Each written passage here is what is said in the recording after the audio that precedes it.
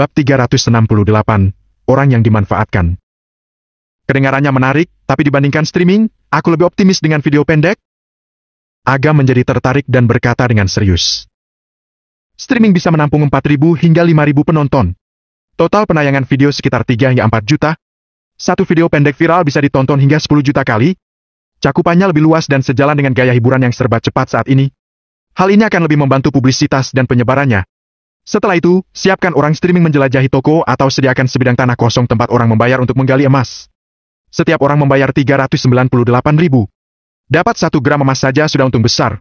Tinggal bayar orang terkenal untuk promosi dan jadikan tempat itu menjadi tujuan wisata terkenal. Bukankah akan lebih menguntungkan?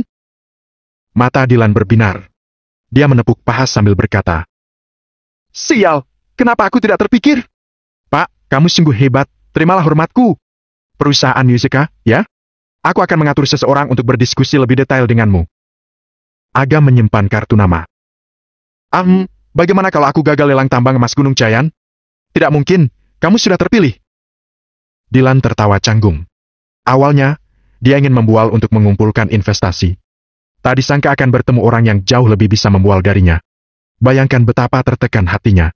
Saat itu juga, Dylan mengamati orang-orang di sekitarnya dan berkata dengan gembira. Nona Laila, silakan Anda duduk di sini. Sudah menjadi rahasia umum keluarga Pambudi telah terpilih masuk dalam proyek tambang emas Gunung Cayan. Sebelumnya, Dylan telah mengumpulkan informasi. Dia bisa langsung mengenali Laila, Yolan, dan lainnya. Laila dan lainnya tampak angkuh. Sejak mereka masuk, berbagai macam orang menyanjung mereka. Beberapa bos dengan aset puluhan triliun juga memohon kerjasama dengan mereka. Para bos grup senilai triliunan seperti menghilang di mata mereka. Laila melirik dengan pandangan meremehkan. Awalnya, dia ingin mengacuhkan saja. Namun, ketika melihat Agam, senyum segera muncul di wajah Laila yang beriasan tebal. Dia berjalan mendekat. Hei, aku pikir aku salah lihat dari jauh. Setelah mendekat, ternyata benar-benar kamu, si pecundang. Laila berjalan sambil menggoyang pinggangnya. Tidak lupa, dia mengejek Agam saat bertemu. Dylan berkata dengan bingung. Bu Laila, apa saya sudah menyinggung Anda? Aku tidak berbicara denganmu, tetapi orang di sampingmu ini. Laila melipat lengan dan menatap Agam dengan pandangan mencemooh. Dia selalu memandang rendah Agam. Mendengar Agam tinggal di villa besar dan sudah menghasilkan sedikit uang, Laila sangat kesal. Dia ingin mencari kesempatan untuk menekannya. Tidak disangka kesempatan akan datang secepat ini. Saat ini, semua orang ingin menjilatnya. Dia adalah ratu malam ini. Mudah sekali untuk mempermalukan Agam. Ini, Pak, kamu punya masalah dengan Bu Laila? Cepat akui kesalahanmu kepada Bu Laila. Minta maaf. Aku masih membutuhkan permintaan maafnya. Memangnya dia pantas minta maaf padaku? Laila mengejek. Takut orang lain tidak mendengarnya, dia sengaja berkata dengan keras. Pecundang ini telah menjadi menantu yang tinggal di rumah mertua di keluarga Pambudi selama setahun. Dia tidak menghasilkan uang sepeser pun selama itu. Dia terus bergantung pada citra, bahkan uang rokok pun tidak ada. Benar-benar sangat kasihan. Banyak orang mencoba menjilat Laila. Melihat Laila bertemu orang yang tidak disukai, mereka segera berkumpul. Ternyata ada pria seperti itu. Sungguh tidak tahu malu. Acara penting begini ternyata bisa dimasuki orang tidak berguna seperti ini. Benar-benar sial. Di mana Satpam? Panggil Satpam dan usir dia. Tujuan Agam mengadakan tender ini adalah untuk merayu beberapa kekuatan asing. Oleh karena itu, para undangan tidak mengenal Agam. Mereka sangat memandang penting tambang emas Gunung Cayan. Mereka juga tahu betapa sulitnya untuk bisa terpilih dalam proyek ini. Jika tidak ada rekomendasi orang dalam, kecil kemungkinan mereka akan berhasil. Itu sebabnya mereka berusaha keras untuk menyanjungnya setiap ada kesempatan. Ekspresi wajah Dylan berubah. Diam-diam, dia bergeser ke samping dan menjauhkan diri dari Agam. Agam, ini panggungku. Akulah ratu di sini. Laila sangat sombong. Di depanku, kamu adalah orang rendahan yang bahkan tidak layak memegang jari kakiku. Laila, kamu merendahkan dirimu saat berbicara omong kosong dengan pecundang. Jaya berjalan mendekat dan menceramahi. Lalu dia melirik Agam dan berkata, Mana bos kamu? Siapa dia kali ini? Harsa Baskara atau Jamal Sandoro? Sejak dulu, memang ada budak yang bekerja pada 3 majikan sekaligus. Sekarang, ada kamu, Agam, yang tunduk sama beberapa orang sekaligus di mana-mana. Orang tidak berguna. Dulu saat dia kalah dan Agam mendapatkan keuntungan di tempat lelang, Jaya merasa dipermalukan. Dia pikir Shan sudah menghabisi Agam. Tadi sangka, dia masih hidup. Keberuntungan anak ini benar-benar baik. Namun, tidak apa-apa masih hidup. Jika sudah meninggal, Agam tidak akan bisa melihat kesuksesan keluarga Pambu di hari ini. Kalau begitu, semua tidak ada artinya lagi. Agam, dasar orang tidak berguna.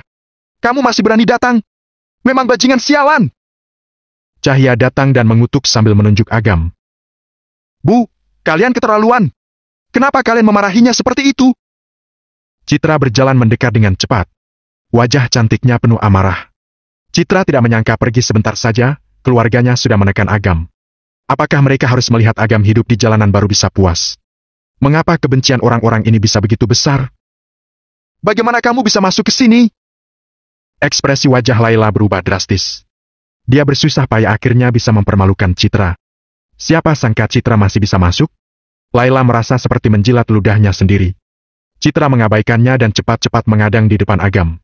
Dia berkata kepada Cahya, Bu, Agam tidak pernah berbuat apapun padamu. Kenapa kamu terus menekan dan tidak melepasnya? Dasar gadis bodoh, kenapa kamu bersama orang tidak berguna ini lagi? Cahya sangat marah. Dia berharap Citra bisa melayani Fajar dan menghasilkan banyak uang untuk keluarganya. Siapa sangka Citra kembali bersama Agam lagi? Jika Fajar mengetahui hal ini dan membatalkan pertunangan saking marahnya, saat itu tidak ada gunanya menangis. Citra berkata dengan tenang, Agam dan aku adalah mitra bisnis. Mengapa kami tidak boleh bersama? Mitra bisnis? Dia? Ekspresi Laila sangat berlebihan. Dia mencibir. Apa nama perusahaannya? Coba kami dengar. Aku sudah memeriksanya, perusahaan Yobela. Adi mengeluarkan ponsel dan menemukan nama perusahaan dengan mencari nama penanggung jawabnya. Laila dan lainnya mendekat dan melihat struktur utama perusahaan. Seketika mereka tertawa terbahak-bahak. Aduh, lucu sekali.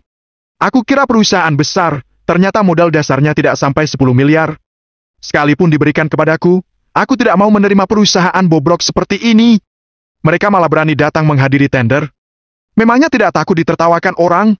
Agam, kamu itu sudah berusia 24 atau 25 tahun. Bisakah kamu menjadi laki-laki sejati dan berusahalah sedikit? Perusahaan dengan modal dasar kurang dari 10 miliar saja sudah bangga. Sungguh, aku merasa malu untukmu.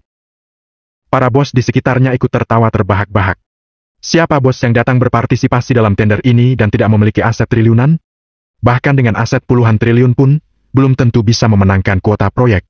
Untuk apa perusahaan bermodal 10 miliar ini datang? Benar-benar memalukan. Agam tersenyum tanpa mengatakan apapun. Perusahaan dan grup yang dimilikinya tak terhitung jumlahnya. Dalam perkiraan kasar, ditambah beberapa industri keluarga Effendi, total aset Agam sudah mencapai sekitar 800 triliun. Karena dalam pengelolaan perusahaan sering butuh penanggung jawab kemana-mana, Agam merasa repot.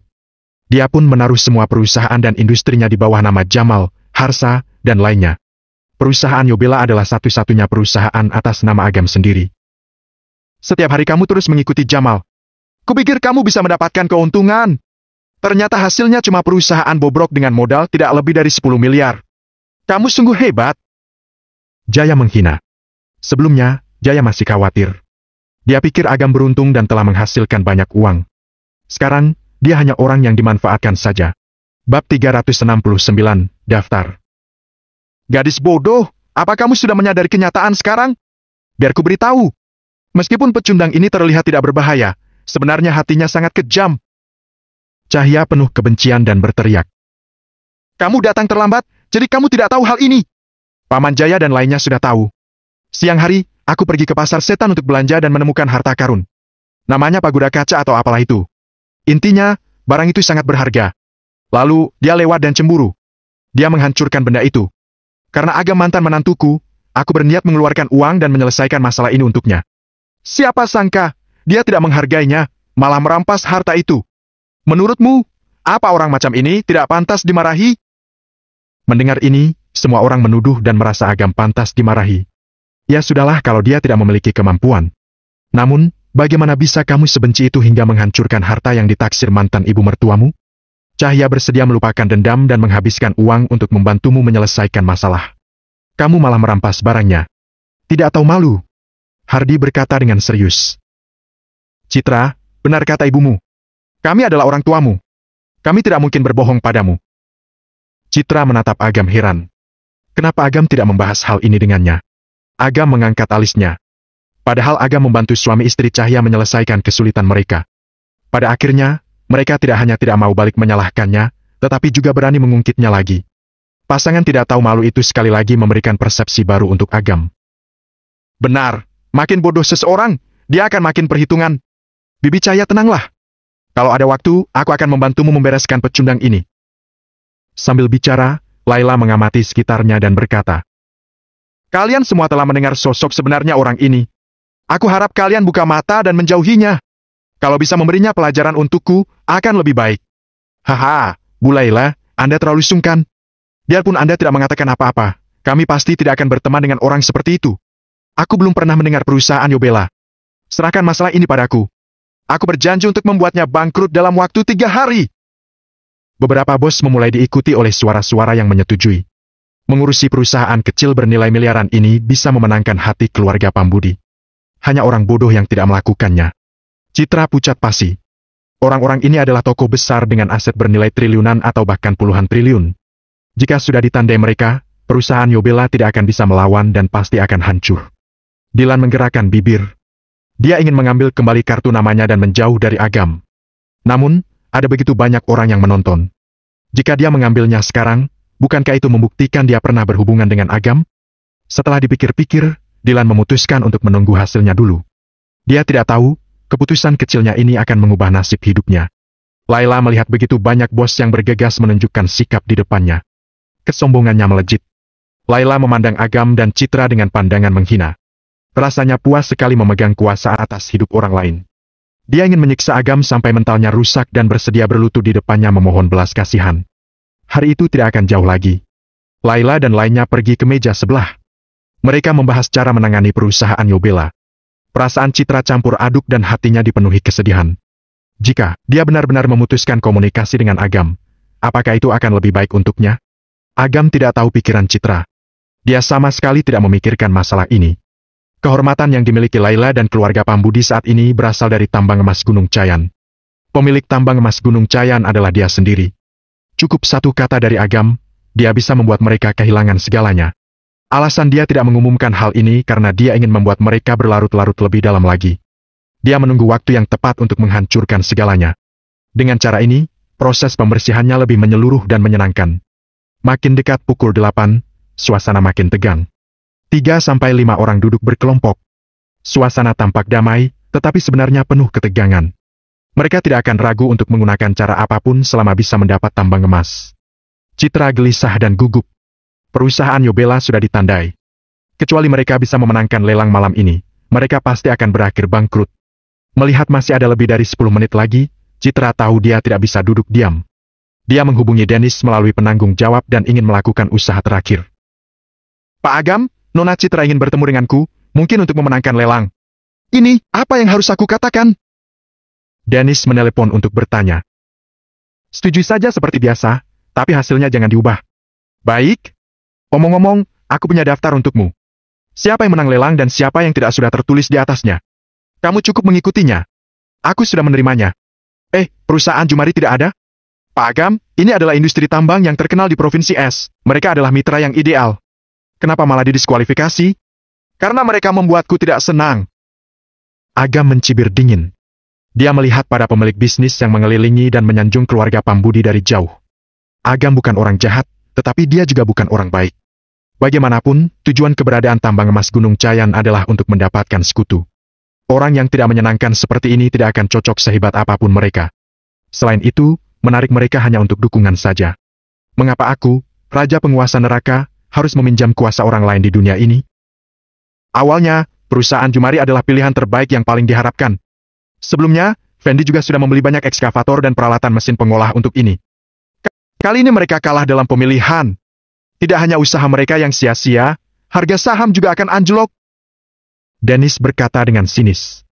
Tanpa perlu ditebak lagi, pasti Fendi ini tidak tahu diri dan tidak sengaja menyinggung Pak Agam. Dennis memilah daftar itu. Dalam hatinya, dia sudah memiliki gambaran besar. Terdengar ketukan dari ponsel. Dennis berkata, Citra sudah datang. Lalu, dia menutup telepon dengan tergesa-gesa. Agam memutar gelas anggur merah. Melalui cairan merah di gelas, semuanya berwarna merah darah. Raja penguasa neraka tidak hanya mengendalikan hidup dan mati orang, tetapi juga nasib orang. Setelah malam ini, nasib orang-orang ini akan ditulis ulang sesuai pemikiran Agam. Kakak! Terlihat satu sosok mendekat. Agam melihat dengan saksama, ternyata Tony. Duduk. Agam menunjuk depannya dan melirik ke belakang Fendi. Kenapa kamu di sini? Di mana Bibi Jenny? Kangen Bibi Jenny? Kalau kangen Bibi Jenny, seharusnya bilang dari tadi. Kalau saya tahu, pasti saya akan membawa Bibi Jenny untuk menemani Anda. Tony berkata dengan nakal.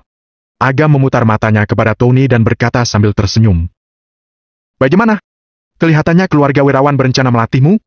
Tidak juga. Bibi Jenny sakit dan tidak bisa datang. Mereka semua tahu saya paling akrab dengan Anda. Makanya mereka mengizinkan saya datang. Sakit? Sepertinya cukup parah, ya? Memang cukup parah. Kondisinya sudah lebih stabil sekarang. Di masa depan, entahlah. Saat aku punya waktu luang, aku bisa membantu memeriksa Bibi Jenny. Keluarga Wirawan adalah sekutu yang didapat dari perang Mansion Gunung Makan. Saat itu, banyak sekutu yang membelot. Keluarga Wirawan selalu setia kepada Agam. Cukup. Bagaimana? Kelihatannya keluarga Wirawan berencana melatihmu? Tidak juga. Bibi Jenny sakit dan tidak bisa datang. Mereka semua tahu saya paling akrab dengan Anda. Makanya mereka mengizinkan saya datang. Sakit? Sepertinya cukup parah, ya? Memang cukup parah. Kondisinya sudah lebih stabil sekarang. Di masa depan, entahlah. Saat aku punya waktu luang, aku bisa membantu memeriksa Bibi Jenny. Keluarga Wirawan adalah sekutu yang didapat dari perang Mansion Gunung Makan. Saat itu, banyak sekutu yang membelot. Keluarga Wirawan selalu setia kepada Agam. Cukup karena hal ini saja, mereka harus didukung dengan baik. Saat ini, Agam menyadari Laila terus menatap ke sini. Fendi, bos perusahaan Jumari, juga melihat kemari. Kemudian, dia membisikkan sesuatu di telinga Laila. Pandangan mata Laila penuh kekejaman. Dari perkenalan Fendi, dia sudah tahu identitas Tony.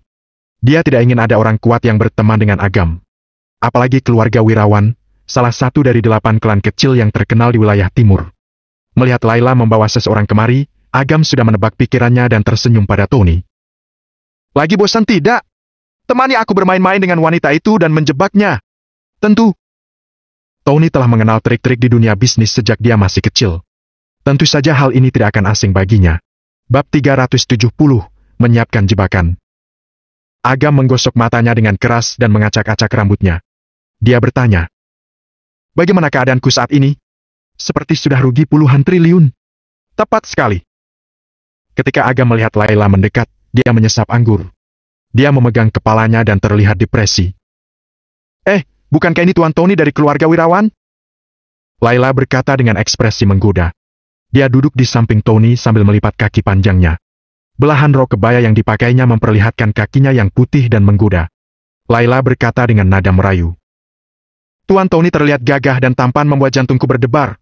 Apa kamu bersedia menemaniku mengobrol dan minum anggur? Brak! Agam memukul meja dan berkata dengan mata merah. Apa maksudmu? Tuan Tony adalah temanku. Kami sedang membahas kerjasama. Jika kamu masih tahu malu, cepat pergi dari sini. Laila merasa sangat senang melihat mata merah Agam. Ditambah lagi rambutnya kusut, pakaiannya berantakan, dan penampilannya lesu. Sekarang saja sudah tidak tahan? Nanti akan lebih parah lagi.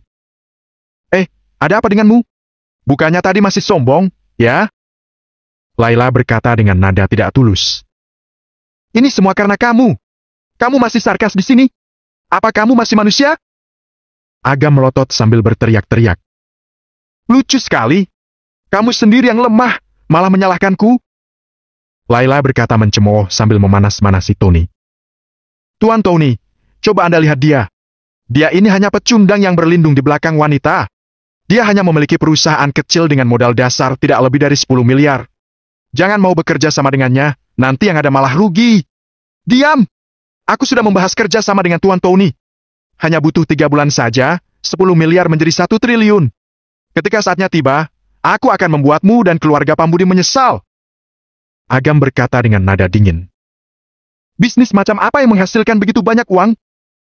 Laila tampak tercengang. Tony tersenyum dan berkata, teknologi 5G populer baru-baru ini.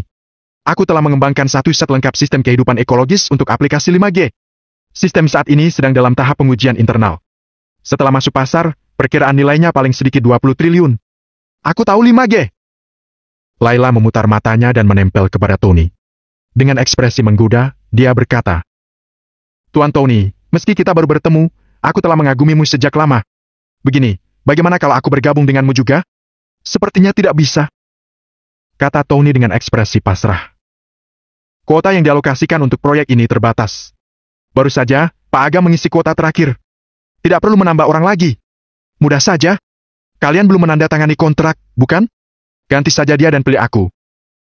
Saat berbicara, Layla membelai Tony dan sengaja membuka kerah baju untuk mengekspos tubuhnya. Tony tampak tergoda, tetapi dia segera menahan diri. Dia bergerak ke samping dan berdeham. Bu Layla, bisnis memperhatikan integritas. Tidak sopan mengubah pikiran dalam kerja sama yang telah diputuskan, bukan? Menyebalkan, aku sudah berkorban besar, malah tidak setuju. Layla memukul dada Tony dengan manja dan menggigit bibirnya.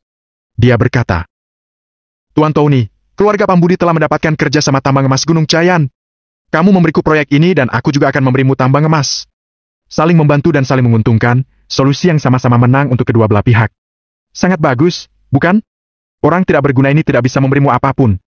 Kerja sama ini tidak hanya tidak menguntungkan, tetapi juga akan membuatmu mengalami kemunduran. Layla sangat percaya diri dengan pesonanya. Tony di depannya ini pasti tidak bisa menahan godaan kecantikannya ini. Tony pura-pura ragu dan berkata kepada Agam. Pak Agam, bukannya aku tidak punya integritas, tetapi tawaran Bu Layla terlalu menarik. Kerja sama kita dibatalkan. Sebaiknya kamu mencari proyek lain. Tuan Tony, jangan. Kita sudah sepakat. Kamu tidak bisa berubah pikiran secepat ini. Setelah tertegun, Agam berkata seolah kesurupan. Oh ya, aku bisa melepas keuntungan. Selama aku bisa bekerja sama dengan kamu, aku bersedia tidak mendapat keuntungan. Layla melihat sikap Agam yang mengenaskan, hatinya sangat bahagia. Dia mencibir dan berkata, Tuan Tony tidak menginginkanmu lagi. Kamu malah mendesaknya terus. Memangnya kamu tidak malu? Menurutku, lebih baik kamu tidak berbisnis, mengemis saja sana. Bajingan, semua karenamu. Itu semua salahmu. Agam tampak marah dan berkata kepada Tony. Tuan Tony, jangan percaya kata-kata wanita ini. Jangan kira dia anggota keluarga Pambudi. Sebenarnya dia tidak punya uang. Aduh, kamu pikir aku sama menyedihkannya denganmu? Keluarga Pambudi sangat makmur. Aset lancar kami telah terakumulasi hingga 10 triliun. Sambil berbicara, Layla berkata kepada Tony. Tuan Tony, kalau aku berinvestasi 10 triliun, berapa keuntungan yang akan kuperoleh? Kurang lebih 100 triliun. Kata Tony dengan jujur. Utang modal kami terbatas di angka 100 triliun. Tapi, aku bisa jamin, 80 triliun pasti ada. Sangat banyak. Layla sangat terkejut. Baik, aku akan berinvestasi 10 triliun. Bu Layla, bicara saja tidak ada guna, harus ada hitam di atas putih. Tony berkata sambil mengerutkan kening. Betul. Aku tidak percaya kamu bisa mengeluarkan uang 10 triliun. Agam tampak kesal dan menatap Tony dengan penuh harapan. Tuan Tony, kalau wanita ini tidak sanggup mengeluarkan uang sebanyak itu, apa kita bisa meneruskan kerjasama? Tidak masalah. Tony mengangguk. Agam, apa kamu bermimpi? Kuberitahu, kamu ditakdirkan untuk pergi ke jalanan dan mengemis seumur hidupmu. Tuan Tony, aku akan menginvestasikan uangnya. Sekarang juga aku akan mentransfernya kepada kamu. Layla sangat percaya diri. Dia langsung menggunakan ponselnya untuk melakukan transfer. Aset lancar keluarga Pambudi yang sebenarnya melebihi 20 triliun. Sebagian besar dipercayakan ke Fajar untuk investasi. Karena Layla adalah perwakilan keluarga Pambudi, uang tersebut juga dipegang olehnya. Layla terbawa suasana setelah disanjung oleh para bos sepanjang malam. Dia menganggap dirinya ratu perdagangan. Peluang investasi yang begitu bagus ada di depannya. Ditambah lagi bisa memenangkan hati keluarga Wirawan menjadi sekutunya dan menekan Agam. Jika bisa setali 3 uang, kenapa tidak dilakukan? Setelah mendapat pemberitahuan transfer 10 triliun, mulut Tony tersenyum lebar. Bu Layla sangat murah hati. Aku akan menyerahkan kontraknya nanti. Kamu hanya perlu tanda tangan.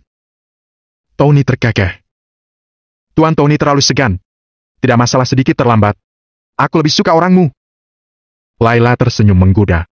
Lalu dia menatap Agam dan menantangnya. Lihat. Inilah kesenjangan antara kamu dan aku. Selama aku mau, aku bisa memasukkanmu ke malapetaka kapan saja. Menyerahlah secepatnya dan pergi mengemis di jalanan. Dengan begitu, kamu tidak akan mati kelaparan. Agam menyalakan sebatang rokok dan menarik napas dalam-dalam.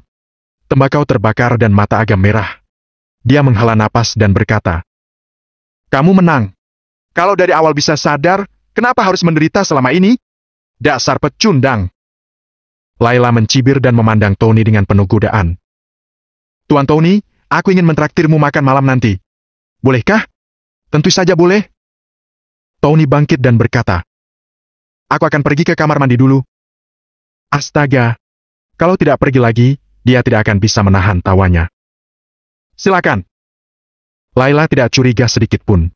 Setelah Tony pergi, dia melemparkan tatapan menghina pada Agam dan kembali ke tempat duduknya. "Layla, apa yang baru saja kamu bicarakan dengan orang itu? Bagaimana kamu bisa mentransfer 10 triliun? Nyonya Miati buru-buru bertanya. Jaya dan lainnya juga sangat cemas. 10 triliun itu setengah dari kekayaan keluarga Pambudi. "Nenek, kalian dengarkan aku. Pasti nanti kalian akan memujiku." Layla berkata yakin lalu menceritakan dia akan bekerja sama dengan Tony. "Berinvestasi 10 triliun akan menghasilkan 100 triliun, bisa ada hal semacam ini? Jangan-jangan penipuan?" Nyonya Miati bertanya curiga. "Nenek, apa yang Anda bicarakan? Identitas Tony sudah jelas. Dengan kekuatan keluarga Wirawan, tidak mungkin kekurangan 10 triliun. Untuk apa dia menipu uang saya dan menghancurkan nama baiknya sendiri?" Layla berkata dengan tidak senang. Seluruh anggota keluarga Pambudi mengangguk setuju. Memang, keluarga Wirawan adalah salah satu dari 8 klan kecil di wilayah timur. Asetnya ratusan triliun. Meskipun mereka memang menipu, pasti tidak akan menipu uang sekecil ini. Bab 371, tamu nomor pertama. "Menurutku, hal ini dapat dipercaya." Jaya tersenyum dan berkata, "Sekarang semua orang tahu kita memenangkan proyek tambang emas Gunung Cayan.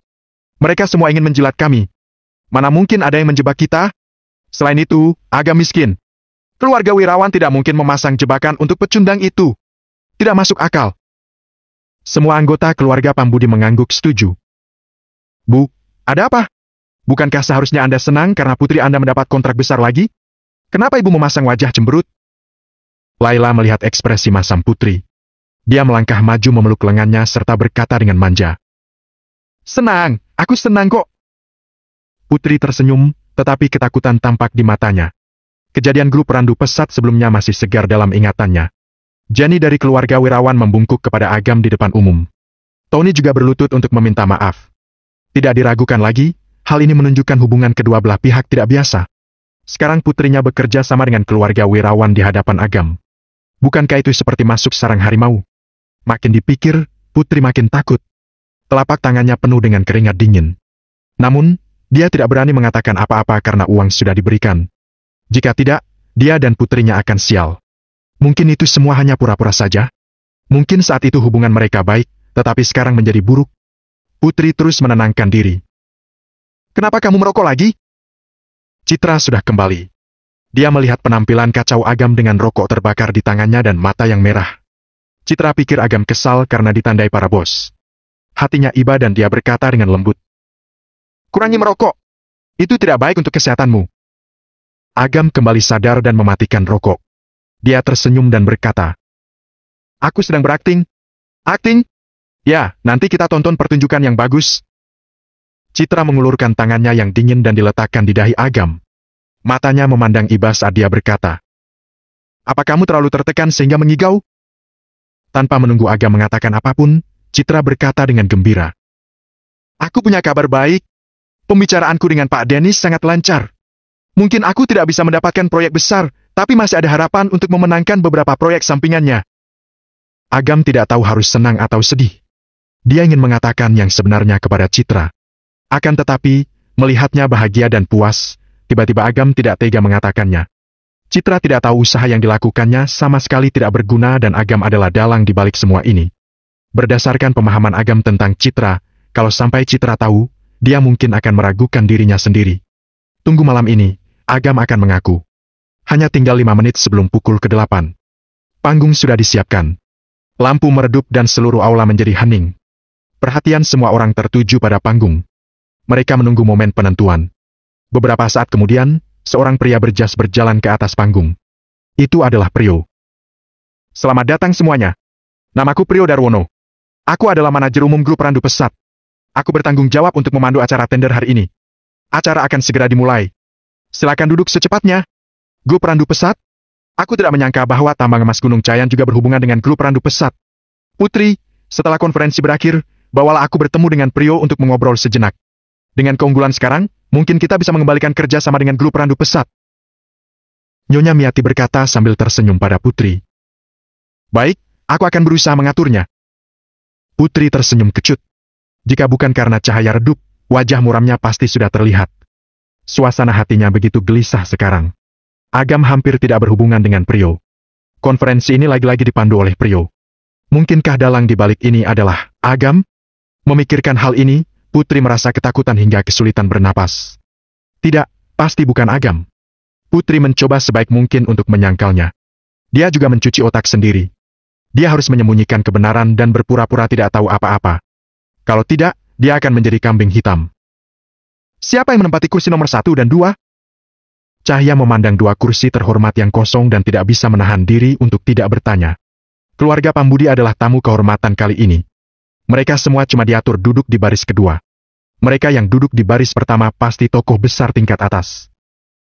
Entahlah, tapi identitasnya jelas bukan orang biasa. Kedua bos itu berjarak sangat dekat dengan kita. Ketika mereka datang, kita harus menjilat mereka. Jaya dan Adi tampak bersemangat. Kita bisa duduk begitu dekat dengan sosok tokoh tinggi seperti itu. Itu karena nenek moyang kita telah menurunkan berkah dan membantu keturunan keluarga Pambudi menjadi lebih sukses. Nyonya Miati menghela napas lega. Tidak hanya keluarga Pambudi, semua bos lainnya juga menunjukkan minat dan antisipasi yang kuat dengan dua bos misterius itu. Jika bisa berteman dengannya, pasti bisa memenangkan tambang emas. Ayo pergi, saatnya duduk.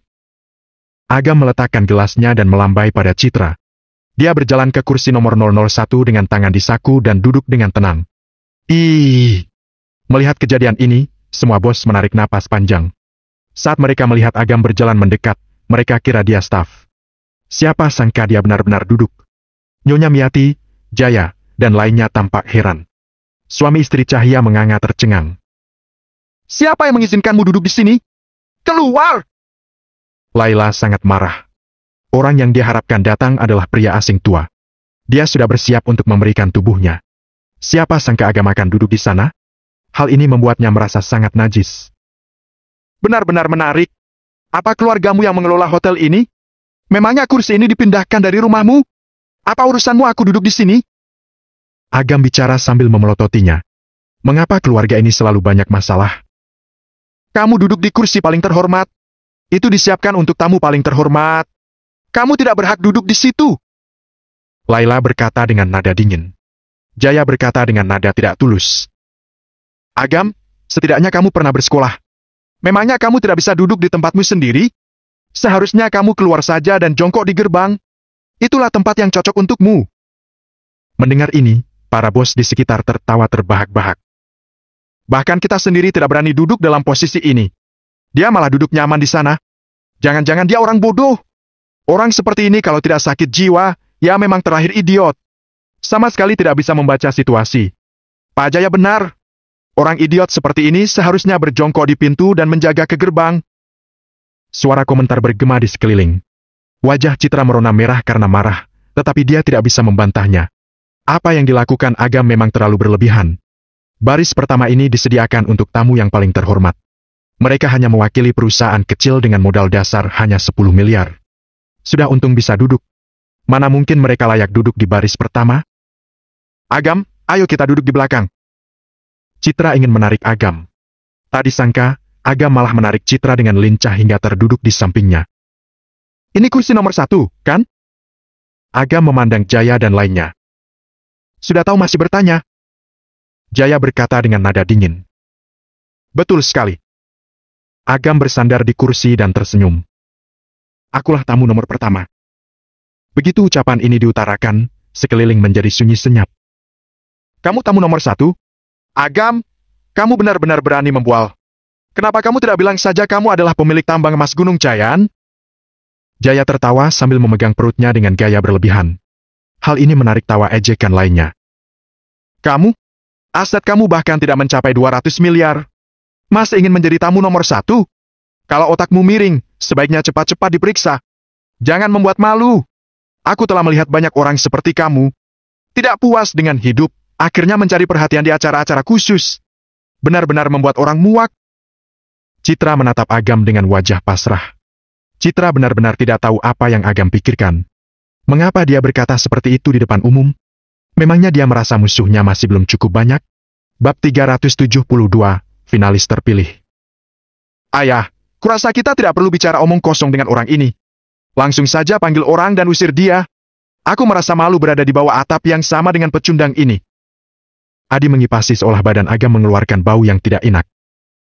Jangan, bukankah dia menyebut diri sendiri tamu nomor 1? Ketika nomor 1 yang sebenarnya datang, maka akan ada pertunjukan bagus untuk ditonton. Pak Jaya mencibir. Mata semua orang berbinar-binar. Semuanya memandang Agam dengan pandangan mengejek. Ketika tamu nomor 1 datang, bagaimana kamu mengatasinya? Gadis nakal, cepat duduk di sini. Bu Cahya dengan emosi memukul pahanya sembari memarahi.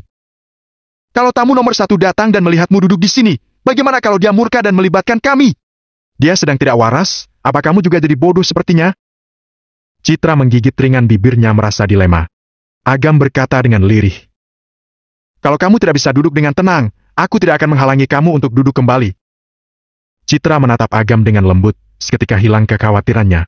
Matanya yang indah memancarkan keteguhan dan berbisik. Aku akan menemanimu. Agam terkejut. Dia tahu bahwa pengakuannya terhadap tamu nomor 1 tampak sangat tidak masuk akal bagi orang lain. Dia juga sudah siap untuk ditinggalkan Citra. Namun, tidak disangka kali ini Citra memihak pada dirinya. Menyebalkan! Bagaimana bisa aku melahirkan putri yang tidak berguna sepertimu? Kata Cahya sambil mengentakkan kakinya dengan marah. Kalau bukan karena tempatnya di sini, dia pasti akan naik dan menjewer telinganya. Bibi Cahya, jangan panik. Saat tamu nomor 1 datang, kita bisa menjelaskan kepadanya. Kata Laila menenangkannya, tetapi dalam hati merasa sangat gembira. Dia berharap Citra tidak pergi, sehingga bisa sekaligus menyingkirkan Agam dan Citra. Karena kamu adalah tamu nomor 1, maka jangan pergi. Duduklah sampai selesai. Kalau kamu pergi, kami juga tidak nyaman untuk terus duduk di sini. Kata Laila dengan pedas. Terdengar suara tawa yang membahana. Kalau tamu nomor 1 sudah datang, kita lihat bagaimana kamu menghadapi dirimu sendiri. Saat itu, aku akan merekam ekspresimu dan akan kunikmati pelan-pelan di rumah. Semuanya mencibir dan menunggu Agam mempermalukan diri sendiri. Waktu terus berjalan. Sudah menunggu hingga pukul 8. Tamu yang sudah diharap-harapkan tak kunjung datang. Kenapa tamu nomor 1 masih belum datang juga? Jangan-jangan mendadak ada urusan kemudian tidak bisa datang? Sial, pecundang ini benar-benar beruntung. Jaya, Laila dan yang lainnya tampak kecewa. Gagal melihat Agam dipermalukan di depan umum, langsung merasa kehilangan kesenangan. Biarkan dia bersenang-senang sebentar. Segera laporkan setelah selesai, agar dia tidak bisa pergi begitu saja. Wajah Laila penuh kebencian dan memotret untuk bukti. Pukul 8 tepat, Prio kembali berjalan ke panggung. Kemudian menyampaikan beberapa peraturan umum dan memaparkan tentang tambang emas. Proses pada umumnya adalah dengan menyerahkan penawaran terlebih dahulu. 3 hari kemudian baru diberikan hasilnya. Kali ini berbeda, semua perusahaan sudah memberikan penawarannya dan malam ini akan diumumkan hasilnya. Bu Laila, mari kita makan bersama setelah selesai. Sambil membicarakan pengembangan selanjutnya. Bagaimana menurutmu? Kata Fendi, bos perusahaan Jumari sambil tertawa. Walau hasilnya belum diumumkan, dia sangat yakin dengan kekuatan dirinya. Tidak hanya ukurannya saja yang besar, tetapi juga karena spesialisasi industri berat dan pertambangan. Tidak ada yang lebih cocok untuk berada di sini selain dirinya. Bolehlah, kedua keluarga kita kalau bergabung akan sangat sempurna. Kita punya modal yang cukup. Jangankan tambang emas Gunung Cayan, semua tambang lainnya yang ada di negara ini bisa kita monopoli. Nantinya kita masih perlu meminta Pak Fendi membimbing kita. Kata Laila tidak bisa menahan kegembiraannya. Semua orang tahu bahwa sumber daya tanah dan mineral sangat menguntungkan. Umumnya jika tidak memiliki sarana dan koneksi, tidak akan pernah bisa memasuki industri ini sama sekali. Fendi adalah orang terkenal di industri ini. Melalui kerja sama tambang emas ini, bekerja sama dengannya sama dengan memasuki permainan. Masih mengkhawatirkan tidak mempunyai uang di masa mendatang? Fendi tertawa dan berkata, saling mendukung dan saling membantu. Aku, Fendi, tidak memiliki kelebihan selain persahabatan. Kalau aku menjadi kaya, pasti tidak akan melupakan saudara-saudaraku yang sudah berbagi suka dan duka bersamaku. Adi menyanjungnya. Pak Fendi sangat murah hati. Kami keluarga Pambudi bisa bertemu dengan Anda, benar-benar suatu berkah. Betul, kata Jaya sambil tertawa. Suasananya sangat harmonis. Yang lainnya datang untuk melihat situasi dan bergabung dalam permainan. Haf! Akhirnya Agam tidak bisa menahan diri dan tertawa. Laila tertawa sinis dan berkata, "Pecundang, apa yang kamu tertawakan? Kamu dengan perusahaan senilai 10 miliar, punya hak apa untuk tertawa?" "Maaf, aku biasanya tidak bisa tertawa. Kecuali tidak tertahankan," kata Agam. Agam tidak bisa menahan diri untuk menghela napas dan berkata, "Kalian pikir bisa memenangkan penawaran? Bagaimana kalau tidak menang? Sekarang sebegitu yakinnya, kalau nanti terjadi sebaliknya akan terasa lebih menyakitkan." "Sial! Tutup mulutmu!" kata Jaya penuh kemarahan. "Sial!" Cahya mencibir dan berkata, "Agam, tolong tutup mulutmu. Kamu berkata seperti itu membuatku merasa malu untukmu." "Bibi Cahya, apa kamu tahu dia seperti itu disebut apa? Ini disebut kemarahan seorang pecundang. Dirinya sendiri tidak punya kemampuan untuk menang, lalu berkata sinis. Ini adalah kinerja yang paling tidak kompeten," kata Laila kepada bibinya. "Jangan menyalahkan orang lain, kalau memang tidak punya kemampuan. Kalau kita mengajaknya bekerja sama, dia hanya akan menghambat," ejek Jaya. "Sayang sekali, dia terlalu pecundang. Bahkan untuk menjadi pelayan keluarga Pambudi juga tidak pantas," kata Adi dengan emosi. Kata-kata ini menyebabkan orang-orang tertawa dengan keras. Prio berdiri di atas panggung dan terus memperhatikan ke arah Agam. Melihat segerombolan orang itu mengejek Agam, kemudian terkejut hingga berkeringat dingin. Segerombolan orang bodoh, apakah mereka tidak tahu sedang berbicara dengan siapa?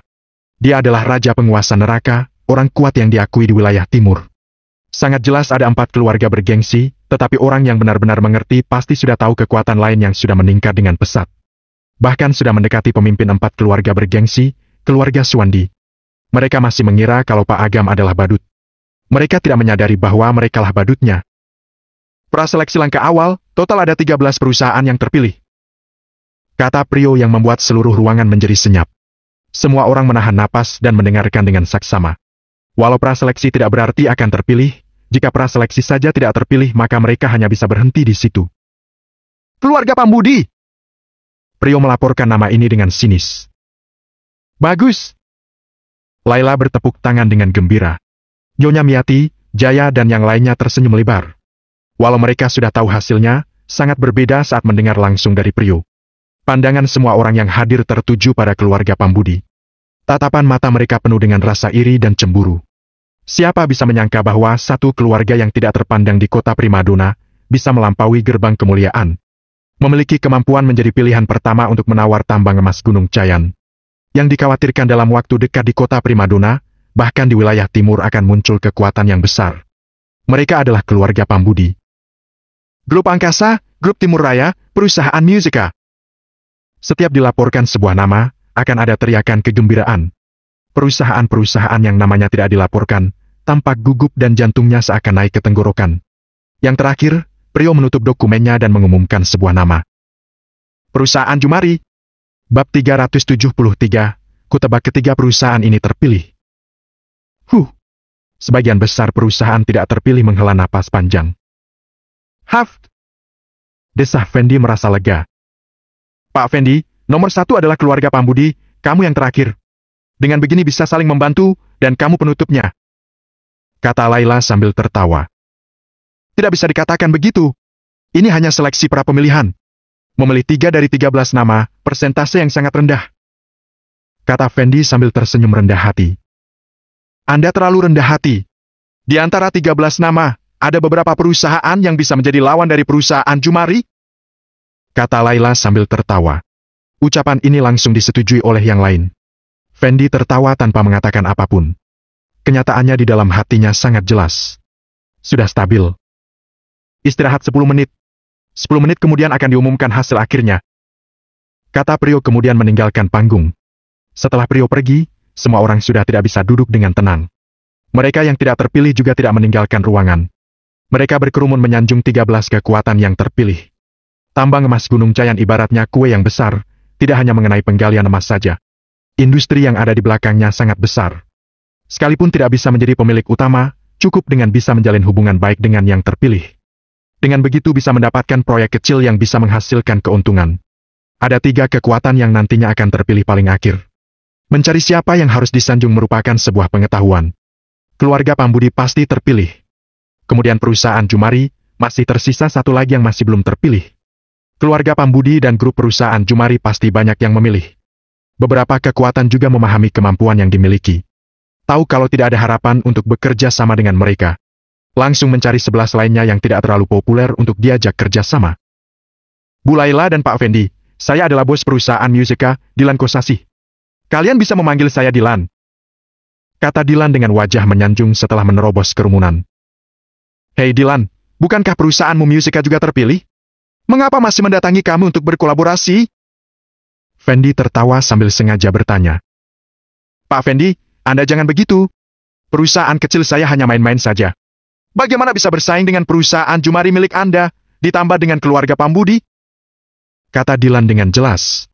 Ada keluarga Pambudi dan perusahaan Jumari, dengan 2 grup besar ini maka peluangnya untuk menang sangat kecil. Daripada menunggu hasilnya keluar, lebih baik mengakuinya sejak awal. Siapa tahu masih bisa memberikan kesan yang baik. Pandanganmu sungguh terbuka, sayangnya aku menolaknya. Fendi menyilangkan kakinya dan berkata dengan nada mengejek. Baru-baru ini aku berpikir untuk mengembangkan penjualan dengan cara live streaming. Kebetulan aku tertarik dengan perusahaanmu itu, lebih baik berikan saja kepadaku. Aku akan mempertimbangkan kerja sama denganmu. Wajah Dilan langsung berubah drastis, tertawa pahit sambil berkata. Pak Fendi, Anda jangan bercanda. Kalau perusahaanku berikan kepadamu, apa lagi yang bisa kumakan? Jangan khawatir, aku hanya menginginkan saham perusahaan. Bosnya tetap kamu. Setiap bulan ku beri dividen, walau lebih sedikit daripada yang sekarang. Namun, dengan risiko lebih kecil dan potensial untuk berkembang. Apa akan kamu pertimbangkan? Kamu! Dilan sangat murka, tetapi tidak berani meluapkan kemarahannya. Dia menekan kemarahannya kemudian berkata kepada Laila. Bu Laila, menurut Anda, maksud Pak Fendi juga mewakili maksudku. Kalau kamu mau, berikan perusahaanmu. Kalau tidak mau, menyingkirlah. Kusa kamu! Dilan sangat murka, tetapi tidak berani meluapkan kemarahannya. Dia menekan kemarahannya kemudian berkata kepada Laila. Bu Laila, menurut Anda, maksud Pak Fendi juga mewakili maksudku. Kalau kamu mau, berikan perusahaanmu. Kalau tidak mau, menyingkirlah. Kusarankan kamu memilih yang pertama karena Pak Fendi sudah memilihmu. Kalau kamu tidak memberikannya sendiri, cepat atau lambat akan mati. Kata Laila dengan tajam. Perusahaan bernilai triliunan dibantai sesuka hati. Memiliki superioritas dengan kekuatan seperti ini membuatnya terpesona. Selain itu, kamu mempunyai hubungan dengan pecundang ini. Aku tidak akan menahanmu. Kata Laila sambil menunjuk ke arah Agam. Mendengar kata-kata itu, beberapa kekuatan yang ada di sekitarnya terkejut dan langsung menjauhi Agam. Sangat takut jika sampai dianggap memiliki hubungan walau sekecil apapun. Orang-orang yang bermaksud untuk bekerja sama dengan Laila dan Fendi, dalam hati mulai mengomel. Kalau mereka bisa memusnahkan Agam, bukankah bisa lebih mudah memenangkan hati Laila dan Fendi? Dilan mengepalkan tinjunya, wajahnya memerah menahan marah. Pergi! Kata Laila sambil mengibaskan tangannya seolah mengusir lalat. Dengan wajah penuh penghinaan, Dilan membalikkan badan dan pergi. Agam mengulurkan tangan menahannya dan bertanya. Kamu bisa benar-benar membersihkan hubungan denganku? Kenapa tidak kamu lakukan? Dilan menggertakkan giginya dan berkata. Mereka menindas dengan sangat keterlaluan. Mereka merendahkan kami yang berjuang dari nol, tidak ada hubungannya denganmu. Setelah beberapa saat, Dilan berkata dengan suara dalam. Saudaraku, kusarankan kamu jangan keras kepala. Segeralah pergi, kamu tidak akan bisa melawan mereka. Mengapa tidak bisa melawannya? Tanya Agam sambil memiringkan kepalanya. Apa ini masih perlu ditanyakan? Keluarga Pambudi dan perusahaan Jumari adalah yang terpilih sebagai mitra dalam proyek tambang emas Gunung Cayan. Kekuatan dan kekuasaan mereka akan berkembang sangat pesat. Kamu sama sekali bukan tandingan mereka. Siapa yang bilang mereka sudah terpilih? Agam meneruskan bertanya sambil tertawa. Dilan tidak bisa berkata-kata. Orang ini sungguh bodoh atau pura-pura bodoh. Apakah tidak bisa melihat hal yang sudah sangat jelas ini? Agam, kamu masih tidak mau mengakui kalau bodoh. Keluarga Pambudi dan perusahaan Jumari sudah terpilih. Apa hasilnya akan berubah hanya karena perkataanmu itu? Kata Laila mengejek. Keluarga Pambudi benar-benar besar, punya apa saja? Kata Fendi dengan ringan. Kemudian berbalik menatap Cahya Eyen bertanya. Dik, dengar-dengar orang ini dulu adalah menantumu? Aku sangat penasaran. Waktu itu, kenapa orang sebodoh ini bisa memasuki pintu keluarga Pambudi? Makanya itu, aku sangat menyesal. Cahya menepukkan tangannya, dengan wajah penuh kekesalan berkata, waktu itu pecundang ini sangat miskin sampai tidak bisa makan dan berkeliaran di jalanan. Aku hanya merasa kasihan dan menerimanya. Tidak pernah terpikirkan dia tidak tahu berterima kasih. Tapi aku sekarang di sini klarifikasi, anakku sudah tidak ada hubungan dengan dia. Sementara itu menantuku sekarang adalah tuan muda keluarga Budi Ono. Statusnya sangat terhormat, setiap hari ada hal penting untuk dikerjakan. Sejujurnya, dia tidak akan peduli untuk hadir dalam acara seperti ini. Jelas-jelas sudah bercerai, kenapa masih tidak mau melepas putrimu? Hehehe, pria seperti ini memang tidak tahu malu. Benar-benar membuka mataku. Ternyata begitu, benar-benar pecundang.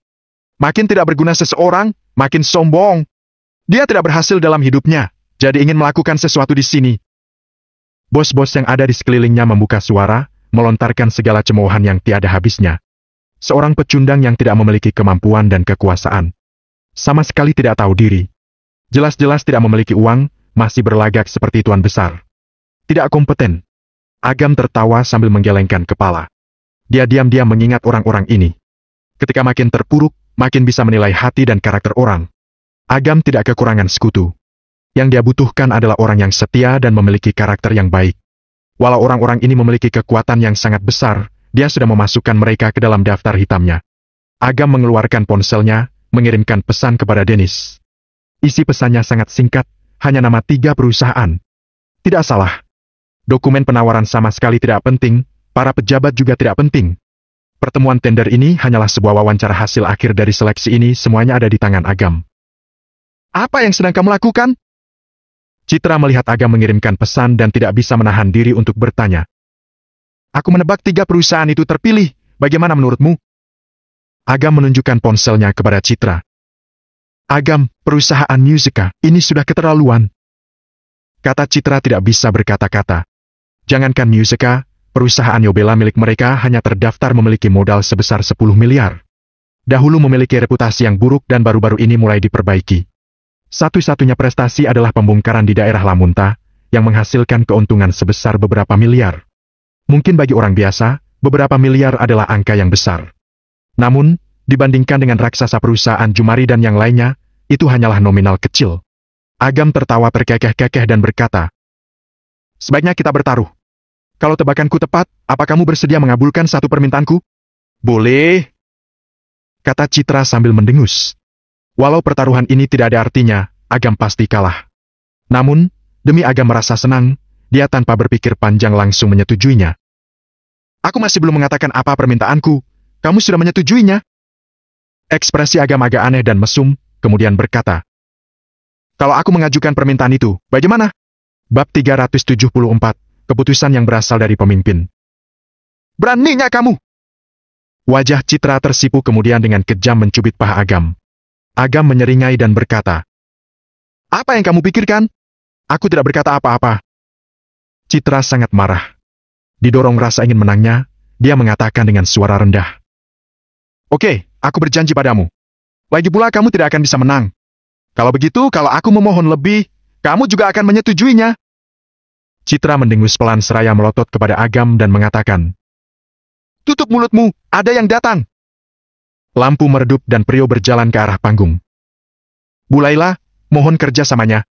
Pak Fendi, untuk selanjutnya saya mengandalkan Anda. Semua buru-buru memujinya.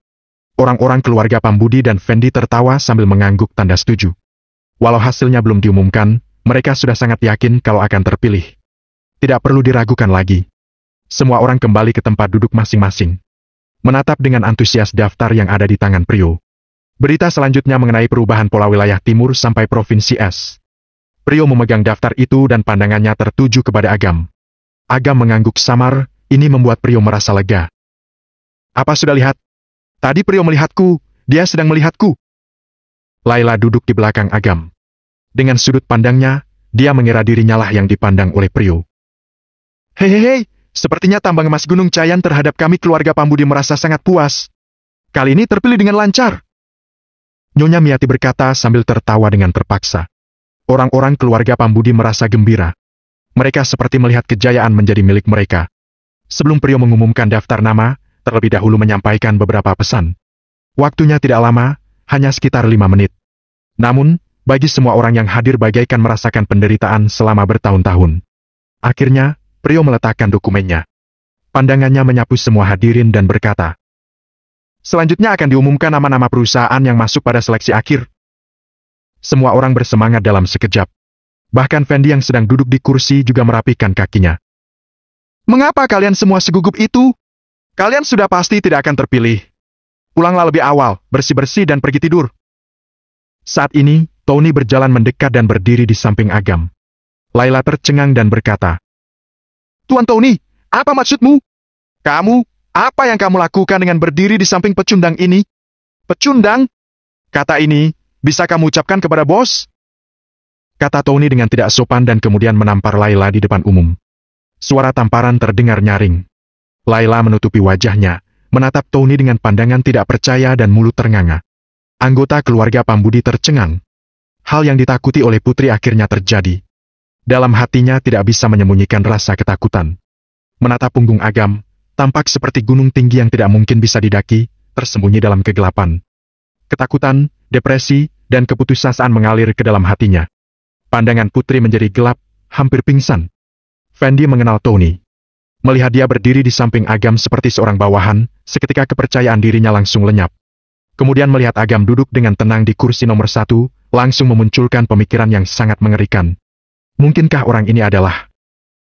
"Sekarang akan saya bacakan daftar namanya," kata Prio sama sekali tidak terpengaruh. Dengan tenang berkata, "3 nama yang terpilih, tidak dibagi berdasar urutan. Perusahaan Musica, Mineral Tenlight, dan perusahaan Yobela." Mineral Tenlight adalah perusahaan milik keluarga Wirawan. 3 nama perusahaan itu sudah sangat kuat, sudah sangat terpatri di dalam hati mereka. Begitu suara itu terdengar, seluruh hadirin senyap tak bersuara.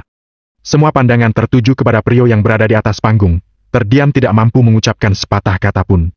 Sebelumnya, semua orang mengira keluarga Pambudi dan perusahaan Jumari yang pasti akan terpilih. Terutama keluarga Pambudi. Tambang emas Gunung Cayan sudah menandatangani kontrak awal dengan keluarga Pambudi. Mereka sudah 100% memenangkan penawaran. Hasil akhir sudah diumumkan. Siapa sangka dari 3 perusahaan yang terpilih, tidak ada satu pun milik keluarga Pambudi. Yang lebih tidak disangka adalah ada satu perusahaan yang hanya memiliki modal sebesar 10 miliar saja, perusahaan Yobela. Ternyata bisa terpilih, benar-benar tidak terduga. Wajah Fendi pucat pasi. Kedua tangannya gemetaran tak terkendali.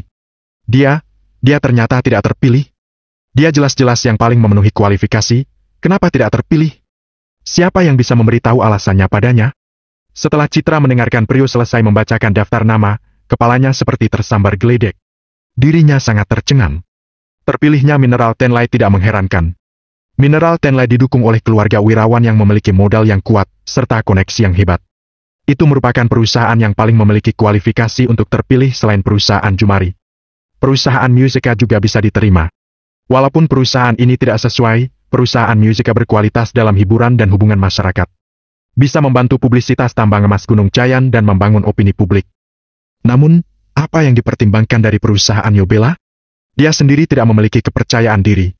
Awalnya dia pikir bisa mendapatkan proyek tambahan dari suatu perusahaan industri saja sudah sangat bagus. Namun, ternyata malah langsung terpilih. Ini terlalu sulit untuk dipercaya. Tiba-tiba Citra teringat daftar nama yang baru saja ditunjukkan oleh Agam kepadanya. Tidak ada bedanya sama sekali, bahkan urutannya juga sama persis. Apakah ini hanya kebetulan saja, atau... "Kenapa kamu memandangiku? Apa terpesona oleh wajahku yang ganteng?"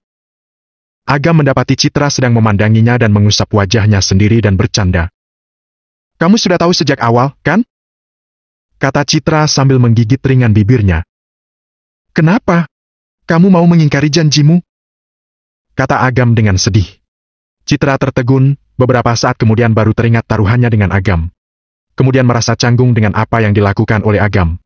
Di saat sepenting ini, apakah waktunya membicarakan hal-hal sepele ini? "Apa kamu memohon kepada Jamal, atau mungkin keluarga Suwandi?" Citra bertanya dengan nada memaksa. "Permasalahannya lebih rumit, akan kuceritakan kepadamu pelan-pelan setelah selesai nanti," kata Agam sambil tertawa. "Baiklah, kalau hari ini kamu tidak memberiku jawaban yang memuaskan, aku akan menggigitmu kuat-kuat," kata Citra dengan galak.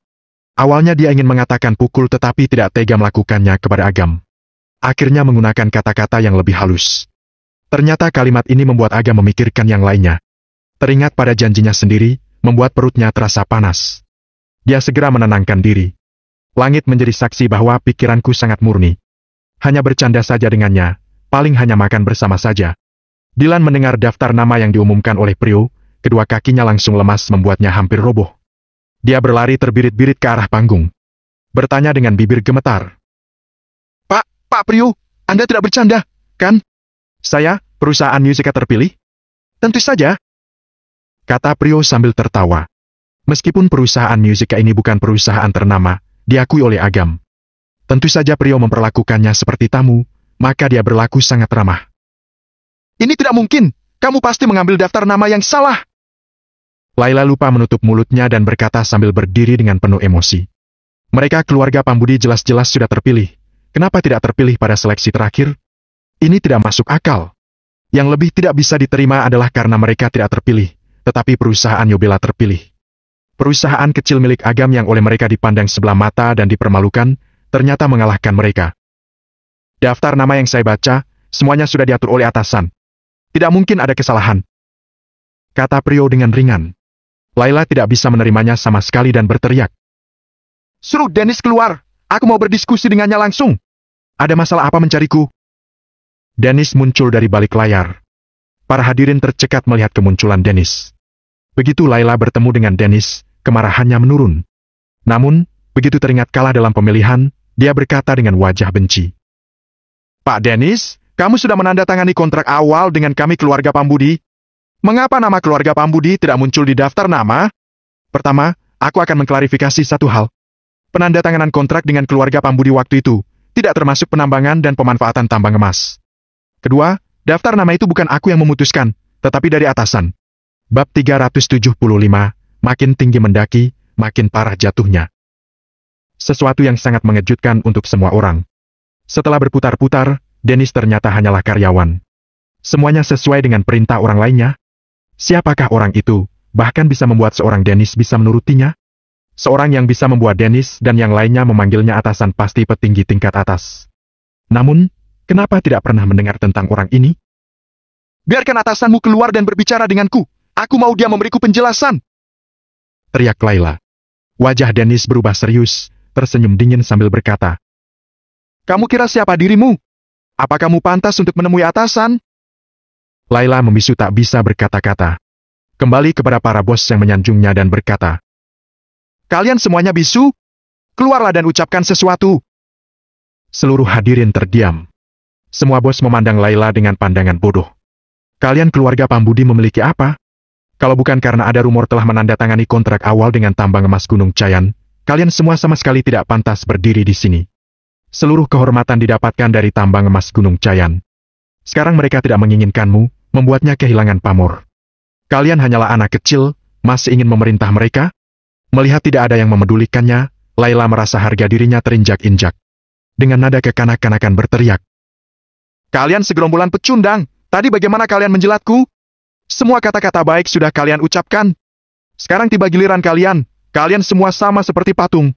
Apa gunanya memiliki kalian semua? Segerombolan pecundang. Raut wajah para bos berubah serentak. Salah seorang bangkit dan berkata dengan marah. Dari mana datangnya wanita gila ini? Kalau tidak bisa bicara, tutuplah mulutmu. Apakah benar-benar mengira kalian keluarga Pambudi sangat kuat? Kenali posisimu dengan jelas. Semua orang yang ada di ruangan ini bisa menghancurkan kalian. Nyonya Miati, Jaya, dan yang lainnya tampak ketakutan. Mereka sudah putus asa. Kalau sampai menyinggung para bos dengan kekayaan puluhan triliun, hanya akan memperburuk keadaan. Laila menyaksikan orang-orang ini menunjukkan niat untuk membunuhnya, seketika tersadar. Dia akhirnya menyadari bahwa sudah kehilangan pamornya. Orang-orang ini tidak mungkin bisa menghormati dirinya lagi. Perasaan ketakutan mengalir ke hatinya. Dia kembali ke tempat duduknya dengan tersandung-sandung, dan terduduk dengan menggigil. Benar-benar tidak berani berbicara. Ada sesuatu yang mencurigakan dalam daftar nama, aku tidak terima. Saat ini, Fendi melompat keluar. Wajahnya sangat murka kemudian berteriak. Perusahaan Jumari milikku sangat terkenal di seluruh negara.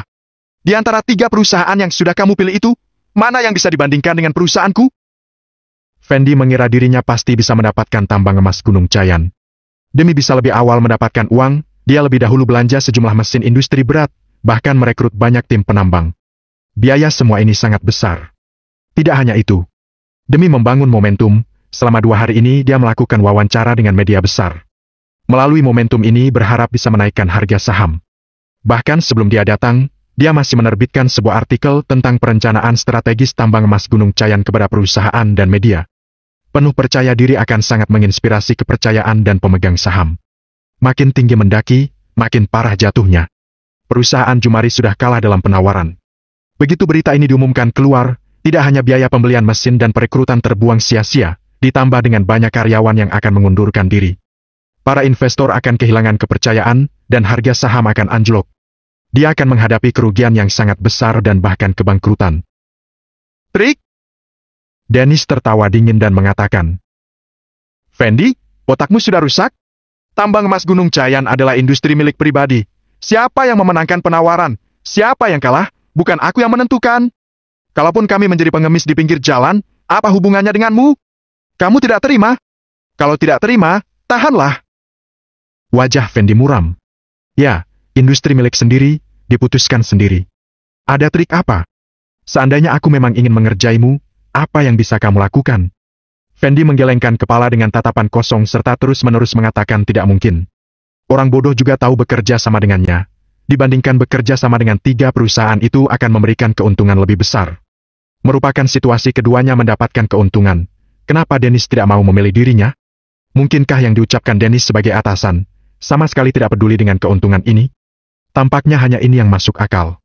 Berpikir se-ekstrem itu membuat Fendi merasakan dingin di punggungnya. Tambang emas Gunung Cayan bernilai 400 triliun, ditambah dengan industri sampingannya, dalam waktu 5 tahun bisa mencapai 600 triliun. Jika bekerja sama dengannya, paling tidak bisa mendapatkan keuntungan sebesar 60 triliun. 60 triliun. Bagi beberapa kekuatan besar, memang tidak seberapa.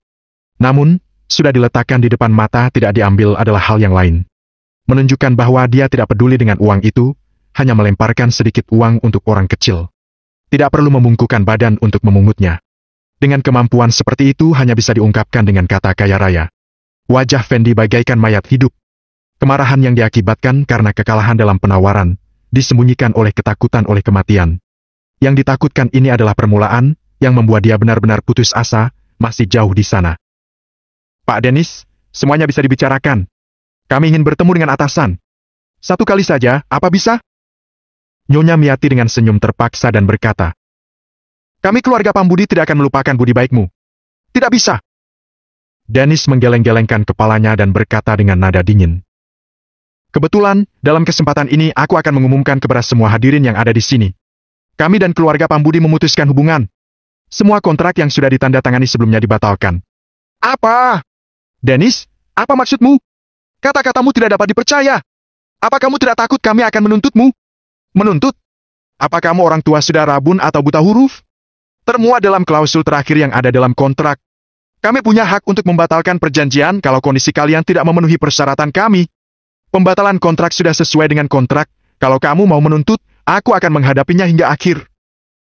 Semua orang memandang wajah keluarga Pambudi dengan pandangan mengejek dan merasakan kebahagiaan yang tidak dapat dijelaskan di dalam hati. Sebelumnya keluarga Pambudi lagaknya sangat sombong, semuanya sangat congkak. Sudah menyebabkan mereka merasa sangat tidak puas. Mereka yang awalnya bagaikan sultan, sekarang terpuruk bahkan lebih rendah dari rakyat jelata. Semua orang ingin membalas perbuatannya. Wajah Nyonya Miati tiba-tiba berubah, dengan penuh kemarahan berkata, Benar-benar kamu, Dennis. Jangan mengingkari kebaikan orang. Aku memberimu jalan, kamu tinggal mengikutinya. Apa kamu tidak tahu siapa yang mendukung kami keluarga Pambudi? Selain keluarga Effendi, masih ada keluarga Budi Ono. Kalau kamu mampu, juga tidak akan bisa melawan kedua keluarga ini. Bu, ku beri kabar baik untuk kalian. Kami keluarga Pambudi juga sudah menjalin hubungan baik dengan keluarga Viander. Kata Jaya menambahkan. Keluarga Viander? Mendengar nama itu membuat suasana di ruangan itu menjadi sunyi senyap. Sebagai keluarga nomor 1 yang diakui di Provinsi S, keluarga Viander, kekuatannya tidak perlu diragukan lagi. Sudah mencapai level ribuan triliun, merupakan keluarga paling besar yang tidak dapat disamai. Siapa yang bisa menduga, keluarga Pambudi yang kecil ternyata bisa berhubungan dengan keluarga yang super besar itu. Menghadapi 3 keluarga Viander, Effendi, dan Budi Ono yang bersama-sama memberikan dukungan. Jangankan Dennis, bahkan yang disebut dengan atasan yang mendukung mereka pun akan mundur menghindari gabungan 3 keluarga itu. Nyonya Miati tertegun beberapa saat, kemudian senyumnya mengembang sangat lebar. Anak baik, kamu benar-benar hebat. Keluarga Pambudi selanjutnya aku serahkan kepadamu, aku juga bisa dengan tenang menghadapi para leluhur. Nenek! Laila berteriak panik. Dia masih berpikir untuk menggantikan Jaya untuk menjadi penerus keluarga Pambudi. Namun, sepatah kata Nyonya Miati ini dengan jelas menunjukkan dukungannya kepada Jaya. Tutup mulutmu! Senyum Nyonya Miati lenyap seketika. Wajahnya berubah kejam dalam sekejap kemudian berkata dengan nada dingin. Aku sudah memberikan kesempatan untuk kalian. Kalian sendiri yang tidak memanfaatkan kesempatan dengan baik. Aku tidak menghukum kalian, jadi kalian jangan banyak bicara. Laila terkejut hingga seluruh tubuhnya gemetar dan tidak berani bicara lagi. Walaupun Nyonya Miati sudah berumur, dia masih dihormati di keluarga Pambudi. Jika dia merasa tidak senang, cukup dengan satu kata bisa membuat kedua ibu dan anak itu kehilangan segalanya.